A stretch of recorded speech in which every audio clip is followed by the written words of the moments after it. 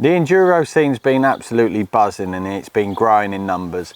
Over the years, I've got to admit as well, I've become a bit of an enduro fan and I've been testing the water out, dipping my toe in and been enjoying it, if I'm honest. And so in the winter, I had a Husky 300, which I was using a little while and having some fun on.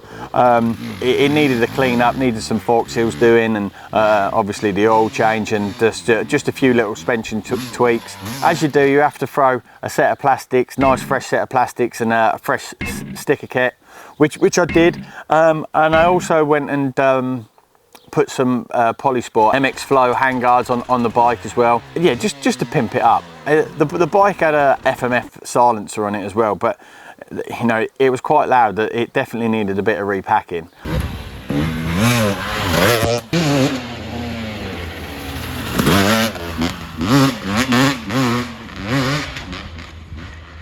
It gave me a little kick up the rear to get my project on the go. So that's what I've been doing. I've been, you know, working on my own little project where I wanted something different. If I'm honest, I know the benefits of the hydraulic clutch, the TPI, the fueling, the long distance, all that kind of thing. But when I go out riding, I just feel like I want to be riding something different to what everybody else has got. And I wanted a little project, you know, as you do, something where I could just tinker away and spend a few hours in the garage, just doing something a little bit different. This is obviously a YZ250, two-stroke, 2015 model, and it's actually one of my personal purchases that I made pre-COVID. So the idea behind this purchase was basically just to restore the bike. I rode it from a friend of mine, and he said, "What do you think to it?" And I thought it just needed a little bit of a looking over. And then I obviously, as you do, you go. With the bikes that are a few years old, you go on and on and on and find that there's more and more things that actually need doing to the bike. So the concept behind the purchase was for me to convert it into an enduro bike, really. So I wanted something that I could go and ride on the motocross track and ride, you know, like hare and hounds, not too extreme, but something, you know, something like, you know, in between, something where I could hold my own when I went out and rode with my friends that go to Pacific enduro courses. I didn't want a normal KTM, the TPI or a Husky TPI. As great as they are, you know, I wanted something with a carburetor, I wanted something older, and I just wanted something that really I could go and have a load of fun on and not worry too much about damaging the bike. So as I mentioned, the bike was already there. It was pretty much all done, but for me being me, I needed to take the engine apart, have a look at it, make sure that everything was in good working order before I took it to the track. So getting it to this stage where I've been out and I've rode it where I've rode it on my track, rode it around there, and actually loved the day, loved just playing about in it. It did feel old. I'm not going to lie. You know, there's, you know, still some of the bits and pieces still need to be changed, such as the foot pegs and the brackets that hold the foot pegs, obviously the gear lever, just all these kind of little niggling bits which we're going to get round to. You know, I want to refurb the wheels, and I want an 18-inch rear wheel on the back. The plan is to pretty much just go with some of the cosmetic and hard wearing parts that I've got from Polisport now, an FMF exhaust system, which is enduro spec, just some handguards, different set of handlebars, and then I'm going to go out, kind of ride the bike again from there. And then, you know, I've already got and I purchased a different cylinder head. I've got the different gears as well to alter the gear ratio in this bike, but obviously that's going to be an engine split, so I'm going to kind of delay that as long as possible. I can get away with the motocross gearbox for what I want to do at the moment. Heavier flywheel, and then I'm not going to worry too much about the different CDI, just because, you know, again, it's all preference. So now let me just run you through some of the aftermarket parts that are available on the market. So the thing that I like about this product, this Polisport product, is just how it's going to protect the forks, the bottom of the fork leg. You know, the last thing that you need is these are quite fragile here. So, you know, I've seen that these in the past, just on the motocross, just from riding motocross, where they've actually broke and chipped away. You know, where this protects, comes over and wraps round, bear with me, it's very easy to fit. It's just that I was being a bit lazy for the camera and leaving the 8mm bolt in, but it comes down, slides over, super easy to fit. If you had a new bike and you was looking to protect your bottom of your forks, then I would definitely recommend this product. It's held by a 2-bolt. This one goes straight through to the fork guard and straight into the fork. And then the other one, which obviously clamps down your spindle. So all the bolts come with the kit as well, so that they're provided with the kit. You get a washer which basically sits into the plastic guard, and then obviously the bolt which holds everything firmly in place. Also as well, you have the same plastic guard which is with the brake caliper. I'm impressed with how easy this product is to fit and how it sits neatly, tidily away. This oversized disc as well on this one, and you know, it pretty much sits nice and neatly onto the bottom of the fork guard. So if I was to take the disc guard off, I'd have the same fork protection as this side. When I purchased the bike, it come with an FMF pipe on it, and to be honest, you know, it had seen a lot of action. That exhaust had definitely taken some knocks. So I was very fortunate and lucky enough to get the FMF gnarly pipe, also the enduro silencer as well, the Powercore 2.1. The bike now should be nice and quiet and not upsetting anybody when I'm doing a bit of green laning. I mean, the gnarly pipe anyway, that offers good bottom to mid range. The silencer, how sturdy and how well built this is pretty impressive, to be fair, and just wants you to get out riding. I've already stated that this bike was, you know, it was an old bike, and it's been certainly put through its paces. You know, there's still quite a lot of work to be done on the bike, but as you can see, the swinging arms already took quite a hefty knock and got a dent there, so it's a little bit late in placing this Polisport product on there, but you can certainly see why you would need to. Fits so easy, and it's already on the other side. But again, it's just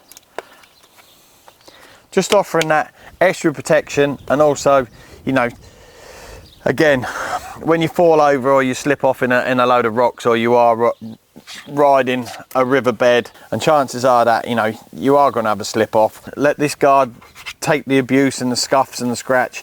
At least when you come to sell it, you know, it's still going to look pretty. Or even if you know, replacing this is going to be certainly a lot cheaper than your swinging arm. The frame, you know, it obviously it's under full-time friction or abuse from your boots, and you know, why not offer it that little bit more protection? I'm not, in all honesty, you know, I was never a massive fan, but actually putting it on the bike now and seeing all the products on there, and especially knowing what this bike is going to be going through, it kind of, you know, it kind of looks pretty mean, looks pretty cool, to be honest. What I'm saying is, I can totally see the advantages now of having a cover for your clutch side, because you don't want to be losing you don't want to be losing the engine oil. We all know what's going to happen there. I've also got one for the ignition cover. On these, they're plastic, so it seems pretty pointless in a sense to be putting a plastic cover over a plastic cover until you actually damage it or break it and water seeps in. Why not offer another level of protection? I'm quite excited about my neck end bars, if I'm honest. They look pretty trick. So the reason why I've chosen the handlebars without a crossbar is just because I'd like a little bit more flex. When I'm on a motocross track, I normally would always prefer the if I'm honest, the twin walls, you know, with the crossbar.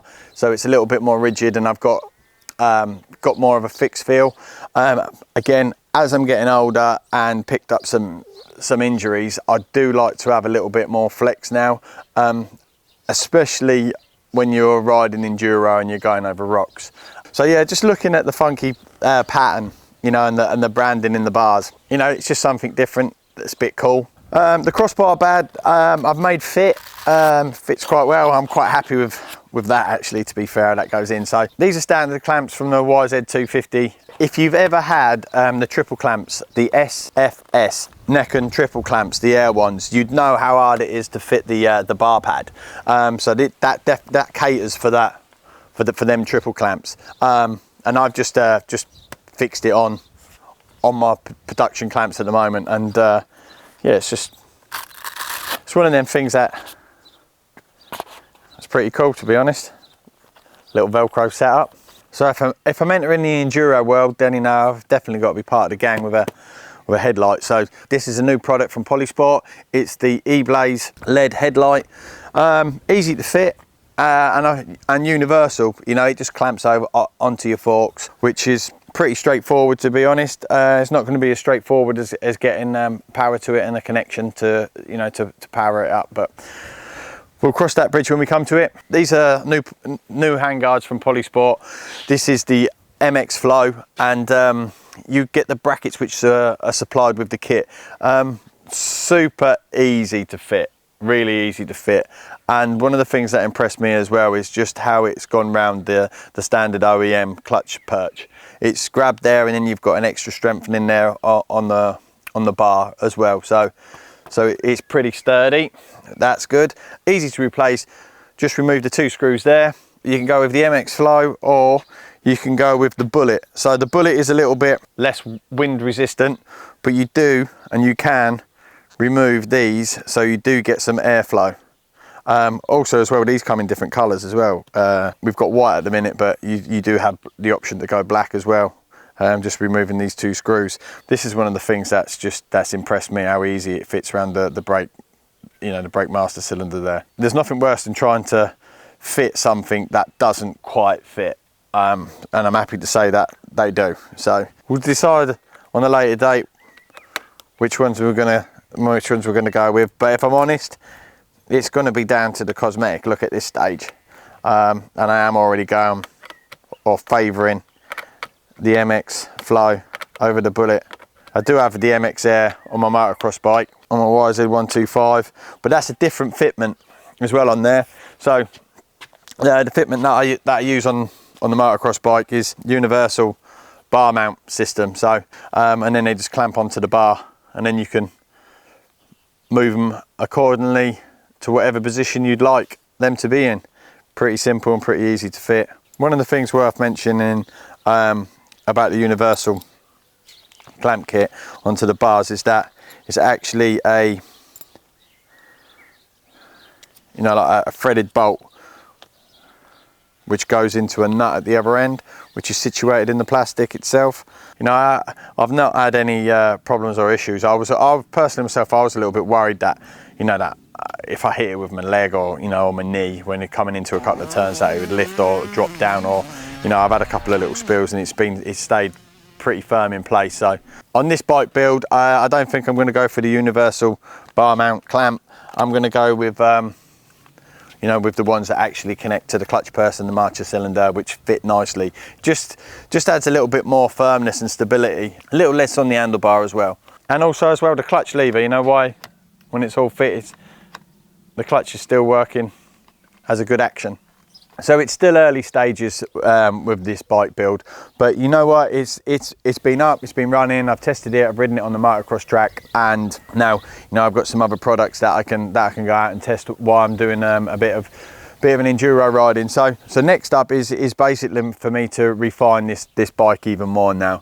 You know, I've obviously got a lot of niggly little bits that I need to work on and need to maintain, but on my priority list next is to get the bike more rideable for the terrain that I'm going to be riding in. So I'll get the pipe set up, see what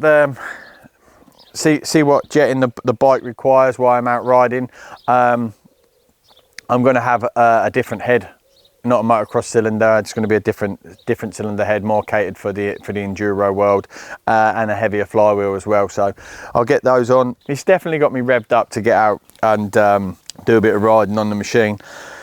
But obviously the most important bit now is the cosmetic look. So we'll get some brand new plastics on the bike, followed by custom sticker kit from 09 MX, and we'll hit the track, see what she sounds like.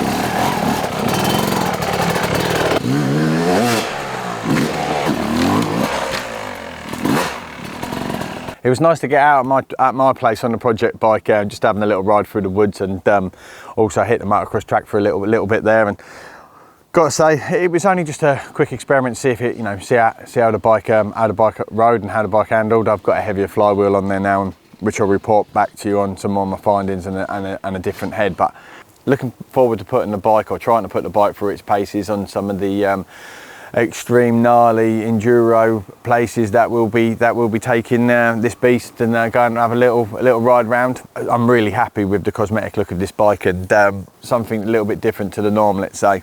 Really happy with all the Polisport products that are on this bike, and I think that the overall, you know, the overall turnout of the machine, I think it looks quite good. The bike's quite quiet as well with the FMF exhaust system on, so I'll be able to go out and have a little rip round and not upset the locals too much. Time will tell whether I've made the right decision, whether I do struggle with certain things, i.e. with not having an electric start and not having a hydraulic clutch. But really happy with the few of the mods that I've done to the bike at the moment. Regarding on power, could I really tell a difference? At the moment, you know, I just give it a quick run through the woods and a quick little run out onto the track, just for a test, just to see if the bike's going to be able to cope with, let's say, the weekend's riding, where, you know, I'm going to get out over the weekend on this bike and you know, report back to you and tell you what little niggles that I have, or how much fun that I've had. But, you know, at the end of the day, motorbikes, they're just fun.